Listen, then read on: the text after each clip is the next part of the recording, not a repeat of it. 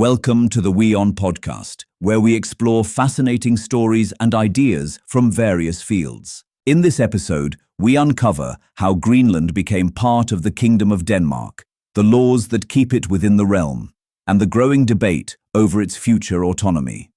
That question has resurfaced with renewed urgency amid shifting global power politics.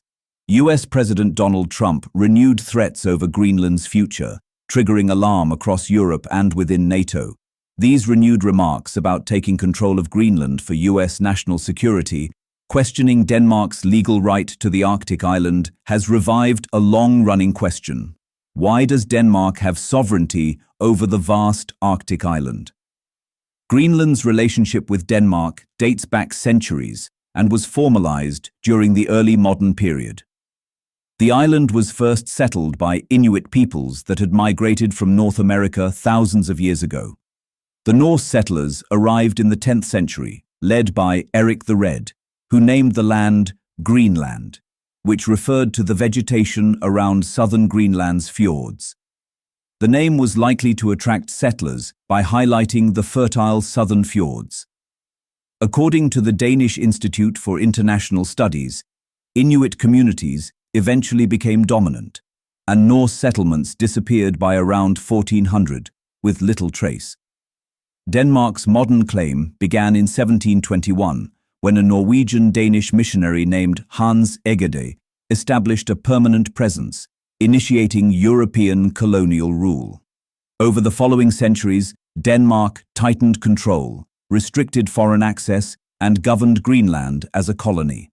The island's status remained largely unchanged until the mid-20th century. Post the Second World War, the United Nations pushed for decolonization in Greenland. The island's colonial status formally ended in 1953, when Denmark amended its constitution and incorporated Greenland as a county within the Kingdom of Denmark.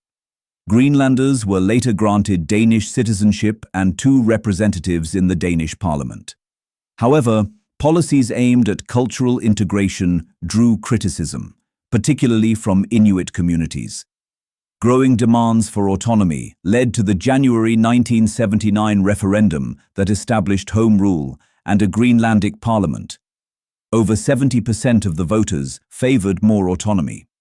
The establishment of the parliament established Greenlanders' control over areas such as education, health, and fisheries shifted locally, while Denmark retained authority over defense and foreign affairs.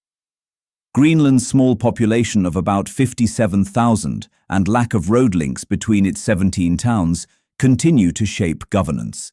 The 2009 Self-Government Act significantly widened the powers of Greenland, covering policing and the justice system, labor and social affairs, as well as administration of natural resources.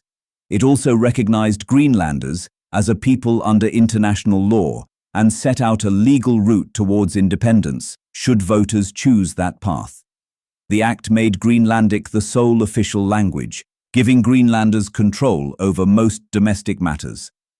After the act, the Danish government retained authority primarily over defense, security, and overall foreign policy coordination. Greenland's strategic value has increased due to climate change, Arctic shipping routes, and mineral resources. Despite extensive self-rule, Greenland remains economically dependent on Denmark, receiving an annual block grant of about $600 million. While independence is legally possible, any move would require a referendum and careful economic planning. Thanks for tuning into this incredible story. If this episode resonated with you, don't forget to hit the like and subscribe button for more captivating stories to come. Stay tuned.